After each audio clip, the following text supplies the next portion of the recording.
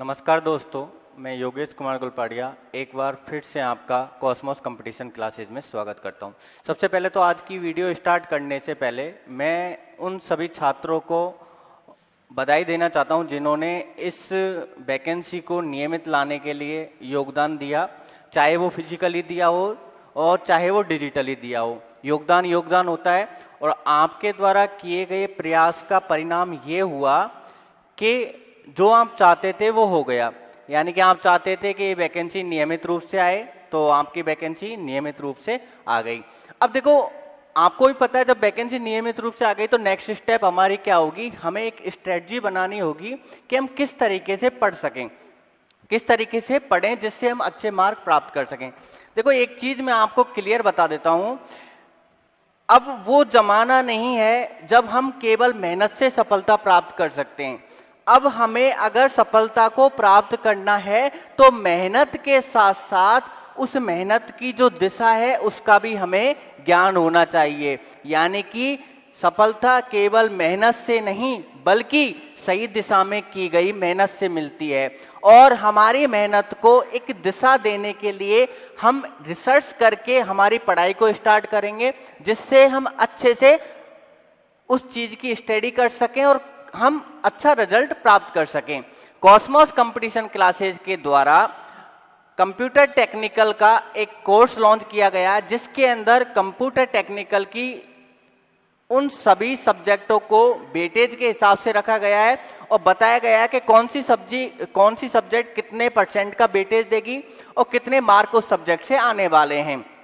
अगर आप Cosmos competition classes के इस टेक्निकल कोर्स को ज्वाइन करना चाहते हो तो आपको इसके लिए आपके डिस्क्रिप्शन के अंदर कॉस्कॉम ऐप है, उसकी लिंक दी हुई है, वहां से जाके उस लिंक से उस ऐप को डाउनलोड करें और डाउनलोड करने के बाद वहां पे जाके कंप्यूटर अनुदेशक कोर्स में जाके पेमेंट करके इसमें जितनी भी वीडियो लेक्चर्स आपको पढ़ाए जाएंगे उनका आनंद लें और उन्हें अच्छे से समझें। इसके साथ साथ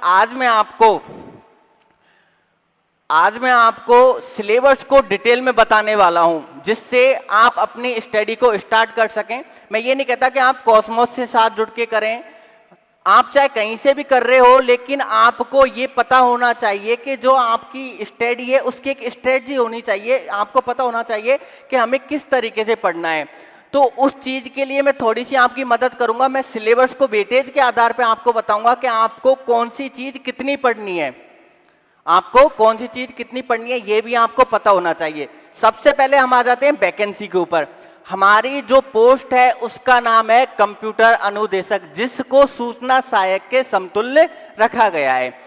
अब एक चीज क्लियर मान के चलो, जब आप इसको सूचना सहायक के समतुल्य मान रहे हो तो इसका मतलब यहां पर प्रोग्रामिंग वेटेज हो जाता है कम और बाकी के और पार्ट्स का वेटेज हो जाता है अधिक। पहली चीज ये क्लियर है। दूसरी बात, अगर इसे प्रोग्रामर के समतुल्य माना जाता तो वहां पे प्रोग्रामिंग का वेटेज बढ़ जाता और बाकी के पार्ट्स का वेटेज हो जाता कम। मैंने कुछ सब्जेक्टों को सिलेबस के आधार पे, सूचना सहायक के सिलेबस के आधार पे कैटेगराइज किया है और उनके परसेंट वेटेज बताए हैं कि कौन सी सब्जेक्ट कितने परसेंटेज के मार्क आपको देने वाली है। उनको मैं डिटेल में बता रहा हूं कि उन सब्जेक्टों में आपको क्या क्या पढ़ना है, किन किन टॉपिकों को कवर करना है, जिससे आप अच्छे मार्क कैसे प्राप्त कर सको। सबसे पहले जो हम सब्जेक्ट के बारे में बात करेंगे वो है हमारी फंडामेंटल ऑफ कंप्यूटर। अब देखो, फंडामेंटल ऑफ कंप्यूटर एक ऐसी सब्जेक्ट है जो बहुत सी एग्जामों में आती है, पटवार में आ रही है। यानी कि फंडामेंटल ऑफ कंप्यूटर का मतलब basic computer. Fundamental of computer आपको कंप्यूटर अनुदेशक भर्ती के अंदर कम से कम 20% मार्क देने वाली है। कितने परसेंट? 20%। यानी कि अब हम केवल टेक्निकल की बात कर रहे हैं और टेक्निकल का 100% मैं आपको बता रहा हूं कि कौन सी सब्जेक्ट कितने परसेंट का वेटेज आपको देती है। तो सबसे पहले फंडामेंटल ऑफ कंप्यूटर जो है, इस फंडामेंटल ऑफ कंप्यूटर सब्जेक्ट से हम कम से कम 20%, 20% के क्वेश्चंस देखेंगे हमारी एग्जाम के अंदर। अब फंडामेंटल ऑफ कंप्यूटर के अंदर जो कि ये 20% का वेटेज लेके रख रखी है, देखो ये जो है ये आपका किसका है, फंडामेंटल ऑफ कंप्यूटर का वेटेज है। कितना ले रहा है? 20%। अब फंडामेंटल ऑफ कंप्यूटर 20% का वेटेज ले रही है, इसका मतलब सबसे इंपॉर्टेंट सब्जेक्ट जो हमारी होगी वो होगी फंडामेंटल ऑफ कंप्यूटर। अब फंडामेंटल ऑफ कंप्यूटर के अंदर हम पढ़ें क्या, तो उसके लिए देखते हैं। ओके, फंडामेंटल ऑफ कंप्यूटर का मतलब बेसिक कंप्यूटर। अब बेसिक कंप्यूटर के अंदर सबसे पहले तो आपको जनरेशन ऑफ कंप्यूटर पढ़नी है। जनरेशन ऑफ कंप्यूटर सबसे इंपॉर्टेंट है फंडामेंटल ऑफ कंप्यूटर, क्योंकि जिससे क्वेश्चंस आएंगे ही आएंगे। उसके बाद आपको पढ़ना है ब्लॉक डायग्राम ऑफ कंप्यूटर। उसके बाद आपको फंक्शन ऑफ यूनिट पढ़नी है, input output device, CPU, memory unit, इन सब के फंक्शन को समझना है कैसे काम करते हैं। इसके अलावा आपको क्या पढ़ना है, इनपुट एंड आउटपुट डिवाइस पढ़नी है सारी डिटेल में। उसके बाद क्या पढ़ना है, हार्डवेयर और सॉफ्टवेयर पढ़ने सारे डिटेल में। इसके बाद क्या पढ़ना है, एमएस ऑफिस, सबसे इंपॉर्टेंट चीज। एमएस ऑफिस के अंदर Word, Excel, PowerPoint most important है। इसके अलावा एक्सेस भी आपको पढ़ना है, एक्सेस से भी क्वेश्चन पूछे जा सकते हैं। यानी कि एमएस ऑफिस सबसे ज्यादा वेटेज रखेगी आपकी फंडामेंटल ऑफ कंप्यूटर के अंदर। हम ये मान के चल सकते हैं कि फंडामेंटल ऑफ कंप्यूटर के अंदर एमएस ऑफिस 50% का वेटेज लेके चलेगी। यानी कि 20% के क्वेश्चन फंडामेंटल ऑफ कंप्यूटर से आएंगे, उसमें से 10% के क्वेश्चन कहां से होंगे, एमएस ऑफिस से होंगे। इसके बाद है माइक्रो प्रोग्रामिंग पढ़नी है, डिवाइस ड्राइवर पढ़ने और मल्टीमीडिया सिस्टम पढ़ना है। ये टॉपिक्स आपको कवर करने हैं किस सब्जेक्ट के लिए, फंडामेंटल ऑफ कंप्यूटर के लिए। क्योंकि इस सब्जेक्ट के इन टॉपिकों को कवर करके आप फंडामेंटल ऑफ कंप्यूटर में 20% का जो वेटेज है उसमें 100% अंक प्राप्त कर सकते हैं। अब फंडामेंटल ऑफ कंप्यूटर तो हमारा हो गया। अब बात करते हैं दूसरी सब्जेक्ट कौन सी है जिसकी हम तैयारी करें। दूसरी सब्जेक्ट है हमारी प्रोग्रामिंग। अब देखो एक चीज क्लियर समझ लेना, प्रोग्रामिंग को ज्यादा डिटेल में जाके मत पढ़ना। अगर आप कंप्यूटर अनुदेशक की तैयारी कर रहे हो तो प्रोग्रामिंग का ओवरव्यू पढ़ना है, उसके फीचर्स पढ़ने हैं, उसकी वर्किंग पढ़नी है, बट ज्यादा इंटरनली डिटेल में जाके नहीं पढ़ना। क्योंकि प्रोग्रामिंग इसमें आएगी ये तो कन्फर्म है, लेकिन इतनी डीप में नहीं आएगी जो आपसे इंटरनली क्वेश्चन पूछेगा। यानी कि प्रोग्रामिंग आएगी बट एक मीडियम लेवल की प्रोग्रामिंग आएगी।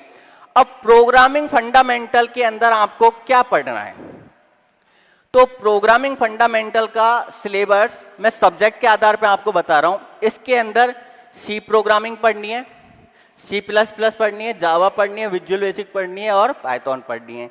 ये 5 सब्जेक्ट आपको पढ़नी है। जैसा कि मैं आपको बता चुका हूं, इन 5 सब्जेक्ट को डिटेल में मत पढ़ लेना। कहीं ऐसा नहीं है कि आप कंप्यूटर फंडामेंटल को जितना टाइम दे रहे हो पढ़ने के लिए, इन 5 सब्जेक्ट को पढ़ने के लिए आपने उससे ज्यादा टाइम दे लिया। वेटेज के आधार पर पढ़ाई करनी है, क्योंकि हमें पता है कि ये सब्जेक्ट हमारी इतना वेटेज दे रही है तो हम उसे उतना ही टाइम देंगे, जिससे हम ज्यादा जो वेटेज देने वाली सब्जेक्ट है उसको कंफर्म कर सकें। तो इन 5 सब्जेक्ट को डिटेल में नहीं पढ़ना, इनकी जो इंपॉर्टेंट चीज है उनको पढ़ना है और इसके क्वेश्चंस को सॉल्व करके देखना है, जिससे प्रोग्रामिंग फंडामेंटल में हम 18%, 18% के वेटेज में अपना कंप्लीट मार्क ले सकें। 2 सब्जेक्ट मैंने अभी तक आपको बताई। पहली बताई कंप्यूटर फंडामेंटल, जिसका वेटेज बनाया मैंने 20%। दूसरी बताई प्रोग्रामिंग फंडामेंटल, जिसका वेटेज बताया मैंने 18%। अब ये दोनों मिलाकर 38% हो गई। दोनों मिला के क्या हो गई, 38%। यानी कि 3 गुना से अधिक वेटेज ये 2 सब्जेक्ट ले रही हैं आपके टेक्निकल के अंदर, प्रोग्रामिंग फंडामेंटल और कंप्यूटर फंडामेंटल। इन दोनों सब्जेक्टों को क्लियर करने के बाद आप 38% के वेटेज की तैयारी अपनी कंप्लीट कर देते हो। इसके बाद बात करते हैं डेटा स्ट्रक्चर एंड एल्गोरिथम। देखो सबसे इजी सब्जेक्ट मैं कहूँगा आपके इस पूरे सिलेबस की। इजी इसलिए कहूँगा क्योंकि इस सब्जेक्ट के अंदर क्वेश्चन फिक्स हैं। इस सब्जेक्ट के अंदर जो आने वाला है वो फिक्स है और आप उनको इजीली तरीके से इस पूरी सब्जेक्ट को पढ़ सकते हो और पढ़ने के बाद इजी तरीके से इसमें मार्क प्राप्त कर सकते हो। अब डीएसए का वेटेज देख लेते हैं कितना है। अब आपकी जो डीएसए है वो 6% का वेटेज लेके चल रही है और इन 6% अंक को प्राप्त करने के लिए हमें क्या करना है, कंप्लीट डेटा स्ट्रक्चर पढ़नी है, कंप्लीट डीएसए पढ़नी है। क्लियर है। अब हमारी 3 सब्जेक्ट हो गई, फंडामेंटल ऑफ कंप्यूटर हो गया, उसके अलावा प्रोग्रामिंग फंडामेंटल हो गया, उसके अलावा डीएसए हो गया। तीनों में मिला के हमारा 44% का टोटल वेटेज हमने देख लिया। अब बात करते हैं आगे। उसके बाद है कंप्यूटर ऑर्गेनाइजेशन। उसके बाद है कंप्यूटर ऑर्गेनाइजेशन। अब सीओ जो है, कंप्यूटर ऑर्गेनाइजेशन जो है, इसमें 50% से अधिक टॉपिक आपके फंडामेंटल और कंप्यूटर से लिंक करेंगे। यानी कि कंप्यूटर ऑर्गेनाइजेशन में जब आप पढ़ोगे तो आपको 50% वही चीज कंप्यूटर फंडामेंटल के अंदर बेस रूप में मिलने वाली है। यानी कि अब हम क्या करेंगे, फंडामेंटल ऑफ कंप्यूटर और कंप्यूटर ऑर्गेनाइजेशन दोनों को मिला के एक साथ पढ़ेंगे, जिससे फंडामेंटल ऑफ कंप्यूटर के 20% के वेटेज क्वेश्चन और ऑर्गेनाइजेशन के, कंप्यूटर ऑर्गेनाइजेशन के 9% के वेटेज के क्वेश्चन दोनों को मिलाकर हम 29% के अंक प्राप्त कर सकें। इन दोनों सब्जेक्ट को कंबाइंड करके इसलिए पढ़ेंगे क्योंकि कंप्यूटर ऑर्गेनाइजेशन में बेसिक कंप्यूटर को ही डिटेल में बताया गया है और बेसिक कंप्यूटर के अंदर उसका ओवरव्यू दिया गया है। तो कंप्यूटर ऑर्गेनाइजेशन आपको 9% के वेटेज देने वाली है, यानी कि 9% के क्वेश्चन इसमें से आएंगे। देखो, ये मैं कंफर्म नहीं कह रहा कि इतने ही परसेंट के क्वेश्चन आएंगे, लेकिन हम एक ओवरव्यू प्लानिंग ऑफ स्ट्रेटजी इसलिए बता रहे हैं क्योंकि हमें पता तो होना चाहिए कि किधर मेहनत ज्यादा करनी है और किधर कम करनी है।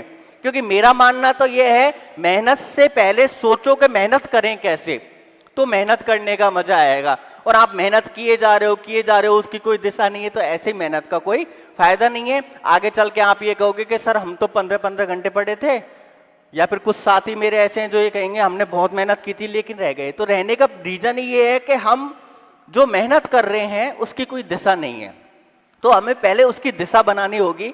तो कंप्यूटर ऑर्गेनाइजेशन के अंदर क्या क्या पढ़ना है, ऑर्गेनाइजेशन और आर्किटेक्चर डिटेल में पढ़ना है। ऑर्गेनाइजेशन क्या होता है, आर्किटेक्चर क्या होता है। इसके अलावा एम्बेडेड सिस्टम पढ़ना है, ARM आर्किटेक्चर पढ़ना है, क्लाउड कंप्यूटिंग पढ़नी है, नंबर सिस्टम पढ़ना है। नंबर सिस्टम बहुत इंपॉर्टेंट है और ये फ्री के मार्क देने वाला टॉपिक है।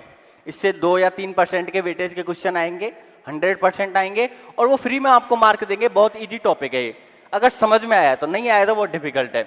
कॉम्प्लेक्स आर्किटेक्चर पढ़ेंगे, डिजिटल लॉजिक पढ़ेंगे, प्रोसेसर स्ट्रक्चर एंड फंक्शन पढ़ेंगे, रिड्यूस्ड इंस्ट्रक्शन सेट कंप्यूटर पढ़ेंगे, पैरेलल प्रोसेसिंग पढ़ेंगे, मल्टी कोर कंप्यूटर पढ़ेंगे और कंट्रोल यूनिट ऑपरेशन पढ़ेंगे। ये टॉपिक वो हैं जो मोस्ट इंपोर्टेंट थे, जो मैंने आपको बता दिए। इन टॉपिकों से क्वेश्चन आने के पूरे चांसेस हैं। किसके अंदर, कंप्यूटर ऑर्गेनाइजेशन के अंदर। अब नेक्स्ट जो सब्जेक्ट है उसकी बात करते हैं, और नेक्स्ट सब्जेक्ट कौन सी है हमारी, ऑपरेटिंग सिस्टम। ये भी आपको 9% का वेटेज दे रही है और ये थ्योरेटिकल सब्जेक्ट है, जिसको आप पढ़ोगे अगर आपके समझ में आ गया तो इसमें मार्क लाना बहुत ईजी होगा। ऑपरेटिंग सिस्टम के अंदर हमें हिस्ट्री ऑफ ऑपरेटिंग सिस्टम पढ़ना है, बेसिक ऑपरेटिंग सिस्टम पढ़ना है, प्रोसेस पढ़ने हैं, CPU शेड्यूलिंग पढ़नी है, प्रोसेस सिंक्रोनाइजेशन पढ़ना है, डेडलॉक्स पढ़ना है, मेमोरी मैनेजमेंट पढ़ना है, पेजिंग एंड वर्चुअल मेमोरी पढ़नी है और स्टोरेज पढ़ना है। ये सारी चीज हमें ऑपरेटिंग सिस्टम में 9% के वेटेज कंप्लीट करने के लिए डिटेल में पढ़नी है। क्लियर है। इसके बाद अब बात करते हैं ऐसी सब्जेक्ट की जिसमें से हम कुछ भी नहीं छोड़ सकते, जो हमें पूरी ही पढ़नी है और सबसे इंपॉर्टेंट सब्जेक्ट है। कंप्लीट इसलिए पढ़नी है जहां जहां से आपको उसका मटेरियल मिल जाए वहां से पढ़ लो, क्योंकि उसके अंदर हम ये फिक्स नहीं कर सकते कि ये इंपॉर्टेंट है ये इंपॉर्टेंट नहीं है। उन सब्जेक्टों में से है कंप्यूटर नेटवर्क, जो 7% का वेटेज मैं मान के चल रहा हूं। इस कंप्यूटर नेटवर्क को आप कहीं से भी पढ़ो, लेकिन कंप्लीट पढ़ना। उसके बाद है नेटवर्क सिक्योरिटी, जो कि कंप्यूटर नेटवर्क का ही पार्ट है। यानी कि कंप्यूटर नेटवर्क और नेटवर्किंग सब्जेक्ट जिसे कहते हैं, वो टोटल हमें 13% का वेटेज दे रही है, जिसको 2 पार्ट्स में बांट गया, कंप्यूटर नेटवर्क और नेटवर्क सिक्योरिटी। क्लियर है। इसके बाद है डेटाबेस मैनेजमेंट सिस्टम, जो कि 8% का वेटेज हमें दे रही है। उसके बाद है system analysis and design, SAD, set जिसे बोलते हैं, थ्योरेटिकल सब्जेक्ट है पूरी, ये 7% का वेटेज दे रही है। और लास्ट एंड फाइनल है इंटरनेट एंड वेब टेक्नोलॉजी, ये आपको 10% का वेटेज दे रही है। इस आधार पे हमने हमारे कंप्लीट सिलेबस को, जो कि सूचना सहायक का था, ये सिलेबस का जो वेटेज मैंने आपको बनाया है वो पिछले सालों के सूचना सहायक के जो पेपर्स हैं उसके आधार पर बनाया है। उसमें देखा है कि किस सब्जेक्ट से कितने परसेंट वेटेज के क्वेश्चन आए हैं और कितना परसेंट वेटेज वो रख सकता है इस एग्जाम के अंदर। तो ये अनुमानित है क्योंकि पहली बार एग्जाम हो रही है और हम उसको समतुल मान रहे हैं सूचना सहायक के, तो हम कह सकते हैं 99% चांस ये होगा कि वेटेज यही रहने वाला है। यानी कि हमने 10 सब्जेक्ट देखी और उनका इंपॉर्टेंट वेटेज भी देख लिया। इसके अलावा लास्ट एंड फाइनली अपडेट की अपन बात कर लेते हैं। अभी नोटिफिकेशन आया नहीं है, मे भी हो सकता है कि कुछ चीज अपडेट करके ऐड कर दी जाए, लेकिन ये चीज कंफर्म मान लेना कि जो सब्जेक्ट मैंने बताई हैं ये नहीं हटेंगी। हो सकता है इनका वेटेज कम ज्यादा हो जाए बट ये सब्जेक्ट हटेंगी नहीं। तो अगर आप अनुदेशक की रियल में तैयारी करना चाहते हो तो आज से ही तैयारी में जुट जाओ, क्योंकि इन सब्जेक्ट के अंदर जो टॉपिक्स हैं वो आज से आप कवर करना स्टार्ट करोगे, तब जाके टेक्निकल आपका मजबूत होगा। और अपडेट सिलेबस के अंदर जो चीज होगी उसका वेटेज आप अलग से अज्यूम कर लेना अपने हिसाब से। तो जब आप इस तरीके से तैयारी करोगे तो आप ये निश्चित कर पाओगे कि आप कंप्यूटर इंस्ट्रक्टर की वैकेंसी में अपनी एक सीट कैसे फिक्स करें। मैं आपके उज्जवल भविष्य की कामना करता हूं और मैं सभी साथियों को एक बात कहना चाहता हूं कि अगर वो इस वैकेंसी में रियल में ही सिलेक्शन लेना चाहते हैं तो वो इस वैकेंसी के लिए आज से क्या अभी से ही पढ़ना स्टार्ट कर दें और अपनी मेहनत को बढ़ा दें। जो स्टूडेंट जॉब कर रहे हैं वो अभी जॉब नहीं छोड़ें, क्योंकि हो सकता है कि इस वैकेंसी का नोटिफिकेशन आने में आपको महीना लग जाए, 2 महीना लग जाए। तो अभी जॉब छोड़ने से स्टार्ट नहीं है। जितना आपको टाइम मिल रहा है, जितना टाइम आपका बच रहा है, आप उतने टाइम में स्टडी चालू कर दो। देखो, जो लोग बाग ये कहते हैं, मैं बहुत से टॉपर से मिला हूं, मैं आज तक किसी एग्जाम में सेलेक्ट नहीं हुआ और मैं सूचना सहायक टेक्निकल की एग्जाम 2 बार दे चुका हूं, दोनों बार फेल हुआ हूं। अब तीसरी बार कंप्यूटर इंस्ट्रक्टर की एग्जाम दूंगा। तो मुझे पता है कि फेलियर और सक्सेस के पीछे डिफरेंस कितना है, क्योंकि एक फेल हुआ बंदा ही जानता है कि सक्सेस कैसे प्राप्त की जा सकती है। लोगों की अवधारणा ही गलत है कि आप सक्सेस को कैसे प्राप्त करें ये पूछने के लिए उसके पास जाते हो जो सक्सेस हो गया। यकीन मानना, वो आपको मिसगाइड ही करेगा। इसका मेरे पास प्रैक्टिकली रीजन है। आप किसी टॉपर के पास चले जाओ और टॉपर से पूछो कि भाई तू टॉपर कैसे हुआ, तो टॉपर एक ही चीज बोलता है कि मैं तो 16 घंटे पढ़ता था, 17 घंटे पढ़ता था। मैं इस चीज को नहीं मानता। कोई टॉपर अगर ये कहता है कि वो 17 घंटे पढ़ता था तो इसका मतलब वो झूठ बोलता है, क्योंकि कोई भी व्यक्ति 17 घंटे, 18 घंटे, 18, 19, 20 घंटे नहीं पढ़ सकता। पढ़ने का जो टाइम है वो है 6 से 7 घंटे। हाँ, लेकिन ये जरूर है कि जब आप तैयारी कर रहे हो तो आपको पढ़ने के माहौल में 24 घंटे रहना होगा। माहौल में रहने का मतलब है आपने 6 घंटे रेगुलर स्टडी कर ली, उसके बाद ऐसा नहीं है 3 घंटे गप्पे मारने लग गए। तो जो आपने 6 घंटे स्टडी की है उसको पचाने के लिए आपको 3 घंटे उसी इन्वायरमेंट को कंटिन्यूस करना होगा। वो इन्वायरमेंट जब आप 3 घंटे कंटिन्यूस करोगे, उसको चाहे आप रिवीजन कह लो, चाहे आप बिल्कुल अपने माइंड को शांत करना कह लो, वो जब आप क्रिएट करोगे तो वो 6 घंटे का जो आपका स्टडी मटेरियल है वो आपको एक पॉजिटिव वैल्यू देने वाला है, वो आपके माइंड के अंदर स्टोर होने वाला है। तो मैं आपके सबके उज्जवल भविष्य की कामना करता हूं। और जो स्टूडेंट कॉस्मोस कंपटीशन क्लासेस के साथ जुड़ना चाहता है और कॉस्मोस कंपटीशन क्लासेस के साथ जुड़ के अपनी कंप्यूटर अनुदेशक की अच्छे से तैयारी करना चाहता है, वो स्टूडेंट कॉस्कॉम ऐप, डिस्क्रिप्शन में उसकी लिंक दी हुई है, वहां से उसे डाउनलोड करके कंप्यूटर अनुदेशक भर्ती का जो कोर्स है उसे परचेज करें। और मैं इस चीज की आपको विश्वास दिलाता हूं कि टेक्निकल के अंदर हम और हमारी टीम पूरी ये कोशिश करेगी कि आप अच्छे से अच्छा रिजल्ट प्राप्त कर सको। दूसरी बात, जो स्टूडेंट नहीं जुड़ना चाहते उनके लिए भी मेरे पास एक चीज है। मैं यूट्यूब पर daily subject wise, topic wise description में उसको लिखूंगा और लिखने के बाद उनके वो एमसीक्यू सॉल्व कराऊंगा डिटेल में, जो कि एग्जाम में आने के चांसेस होंगे। ये आपकी वीक में 2 या 3 एमसीक्यू वीडियो जाएंगी। यूट्यूब पे हमारे एमसीक्यू की सीरीज चलेगी, जिस एमसीक्यू की सीरीज में हम वेटेज के आधार पर सब्जेक्ट के क्वेश्चंस आपको बताएंगे, उन क्वेश्चंस को सॉल्व कैसे करते हैं वो डिटेल में आपको बताएंगे, और उन सारी चीजों को करने के बाद आप अपनी एग्जाम में सेलेक्ट हों, इसके लिए मैं दोबारा से आपको शुभकामनाएं देता हूं। और मैं आशा करता हूं कि भगवान आपको एक ऐसी शक्ति दे कि आप उबलने की बजाय, उफनने की बजाय उबलने लग जाओ। देखो दोनों चीजों में अंतर होता है। उफनना क्या होता है, आपने दूध रखा गैस के ऊपर, उसको स्टार्ट किया, दूध उफन गया, पतीले से बाहर आ गया। ये हमारे साथ बहुत बार होता है। हम सोचते हैं कि हम कल से स्टडी स्टार्ट करेंगे, और इस तरीके से सोचते हैं कि ऐसा लगता है कि जैसे कल से तो 10 घंटे ही स्टार्ट हो जाएगी स्टडी, लेकिन जब कल होता है तो जो हमने सोचा था वो भी गायब हो जाता है। यानी कि हम उफन तो जाते हैं बट उबलते नहीं हैं। उबलने का मतलब चाहे धीमी आंच पे चलो लेकिन रेगुलर चलो। मेरा कहना यह, अगर आपको इस वैकेंसी में सिलेक्शन चाहिए तो रेगुलर पढ़ो, चाहे पढ़ो 2 ही घंटे। ये नहीं कि आपने पहले दिन से ही 10 घंटे 12 घंटे पढ़ना स्टार्ट कर दिया और अगले दिन फिर आप पढ़े ही नहीं। एक रेगुलर टाइम टेबल बनाओ जिससे आप इस वैकेंसी के अंदर अच्छे अंक प्राप्त कर सको। Thank you for watching this video.